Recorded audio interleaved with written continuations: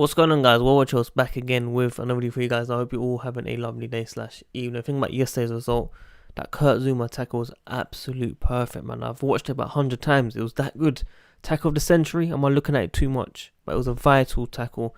Kept our tools at the end as well, saving us as well. 3 vital points. Heart Attack FC as always. But we're finally in third place. New sponsor free, 3 goals, third place. Absolutely beautiful. But this video here will be all your transfer gossip around Chelsea in the last 24 hours. Massive Kai Havertz updates as well, Benrahma, Jorginho, etc. So if you enjoy my content, help me out by liking this video. I need as many likes as possible to help this channel grow. Subscribe if you're new here, hit the bell notification, tune in daily, comment down below your thoughts and opinions, and as always, and as I say, every Chelsea game, straight after the game, I do a live stream review. Come and say hello and tune in. We've released 2 episodes on the podcast in the last 24 hours. Go check out on Spotify, Apple Podcasts at Chelsea Pod. Big up all the team that's been, supporting my content as well. So, we're going to talk about Kai Havertz. We know Chelsea want this player. We know when it's going to happen. It's not about if, it's when is it going to happen. Now, of course, German league's finished. All the football's done. Kai Havertz didn't look too bothered in the final. Wasn't really happy. They lost 4-2. I think it was against Bayern in the cup final. He scored a penalty. And now, of course, we're looking at whether Chelsea will be signing this player. Now, I'm very confident. Personally, from what I've read, from the links, from the interest, etc., everything goes towards Chelsea. If we do not buy this player this summer, then I'm not confident. Real Madrid will come in, Bayern Munich will come in, such all these teams will come in for this player because it'll be a lot cheaper as well. But we have updates on Christian Falk. Okay, very reliable. Announced the Werner deal as well, one of the quickest ones. He says that Kai Havertz will ask Bayer Leverkusen to let him go so he can sign for Chelsea. Then we had further confirmation from Matt Law from the Telegraph saying the same thing. Matt Law has also said that if we get Champions League football, we get an additional £50 million in the transfer budget, which is, amazing. We didn't even need it anyway because we haven't been spending that much from last season. We've kept all the money for this season. We've spent on 2 players, not that much as well, just under 80 million or maybe just over 80 million. Top world-class players on the rise that can take us to that next level. So Chelsea are thinking very good. They're spending really well. And now it's a new financial year.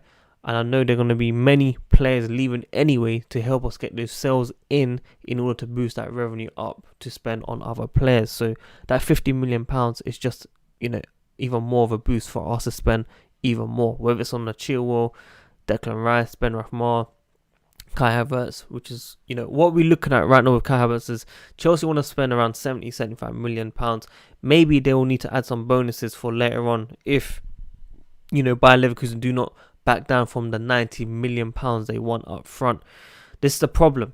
We're scrambling around for 10-15 million pounds roughly. I've heard a Pradella from Italy saying that Bayer Leverkusen want 80 million for the player. Now, I think 80 million would be okay if there's no bonuses, but I don't know how reliable he is with this type of news. The only bit where he was reliable was Sarri.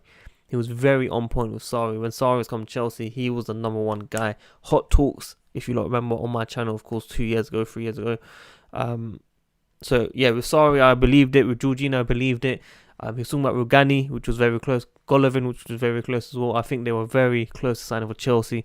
But since then, I haven't really heard as much of him. And that's why maybe I won't look too much into it. But Christian Falk, Matt Law, of course, on Telegraph, very close to Chelsea news, Werner news, etc. They've got it all right. So we're going to have to, look at these things, of course. So Matt Law's also saying we are front of the queue for the signature. Real Madrid want to wait until 2021. According to Christian Falk. And Bayern Munich, of course, if the deal comes cheaper next year, they'll sign him up, which is why Chelsea must do everything to sign this player right now, because this is, I don't know if it's too early to say generational player, but this player is very, very good. He's very clinical. He can help us in the creative positions, just like why we signed Werner, Hakim Ziyech. Tammy Abraham did well yesterday when he came on and scored that goal. He looked very lazy when he gave the ball away towards the end, which is very annoying. But when you compare it to Mason Mount, who's energetic and goes on throughout the entire game, he had a really good game yesterday. Those are the players that we kind of need at the club, which is why we need to make sure that we improve in energy, but also creativity for these players to come in. And Kai Havertz is someone that can play in different positions that can help Chelsea, of course. Now, of course, I want to always keep you guys up to date with all these news around Kai Havertz, because I really feel this is going to happen very, very soon, which is why, make sure you tune in always. Let me know your thoughts on the topic. Do you think we'll sign Kai Havertz? How much do you think for as well? And is he needed at Chelsea as well? Let me know in the comments below. But let's go into yesterday's game a bit as well. Pulisic and Willian. Now, since the restart, these two have been linking up really, really well. Now, of course, Willian got 2 assists yesterday, which is fantastic. This guy has just come alive. Now, he wasn't doing too bad this season before the restart. But, we know Willian's been an average player throughout his Chelsea career. But this season, he's done really well. And I have to credit him because, he stepped up when Eden Hazard has left. I know many Chelsea fans won't agree with that, but he really has. He doesn't look like he doesn't do a lot, but he actually creates a lot of chances for Chelsea, which is very, very surprising. But yesterday, he created 2 assists, which is fantastic. He might sign a new deal. I think he will sign a new deal. I think he will, stay and become a squad depth player for Chelsea. Whether Hakim Ziyech comes in, whether Benrahma comes in, Pulisic's on fire. Best winger in the league right now, personally, for me, since the restart.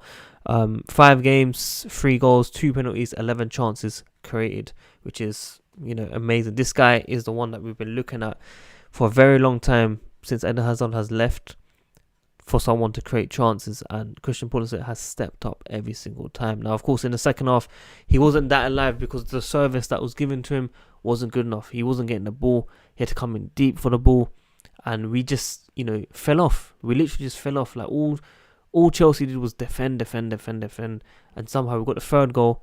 Ruben Loftus-Cheek's amazing pass to Tammy Abraham where he smacked it in, which is the most important thing. And then,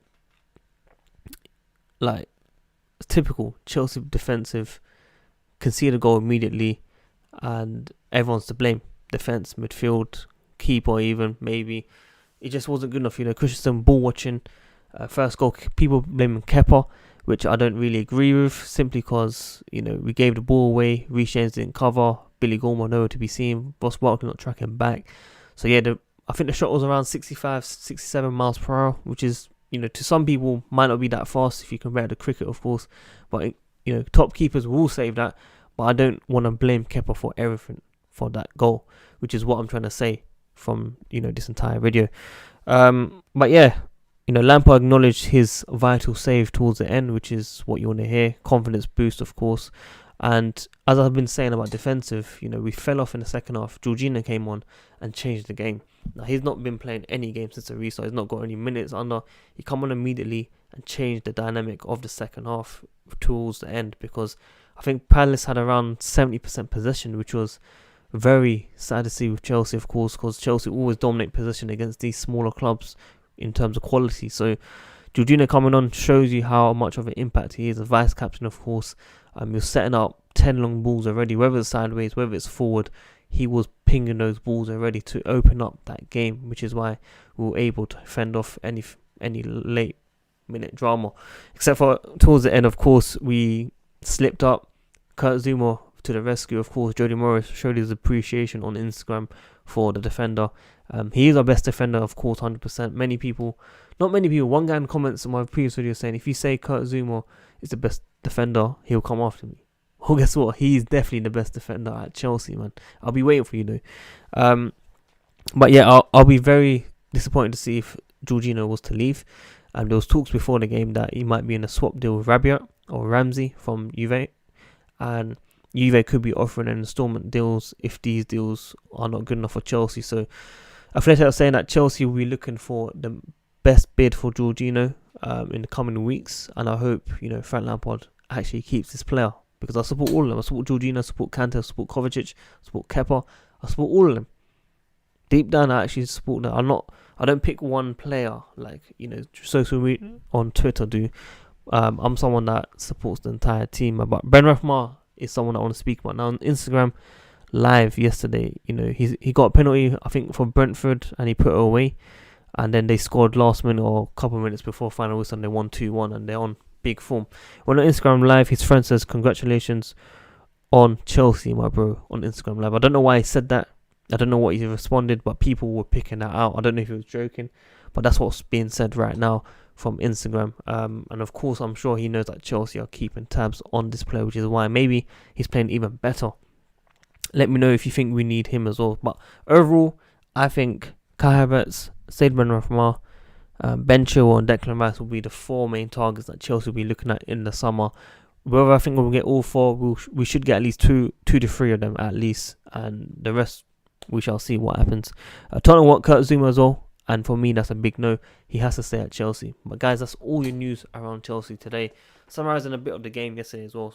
But if you enjoy my content, help me out by liking this video, subscribe if you're new here, tune in daily for all your Chelsea news, and tune in every single live stream after the game where we can discuss our opinions. Check out the podcast, Spotify, Apple Podcast, all episodes out every single 2 or 3 days maybe. But yeah, well, watch out guys, I'm out.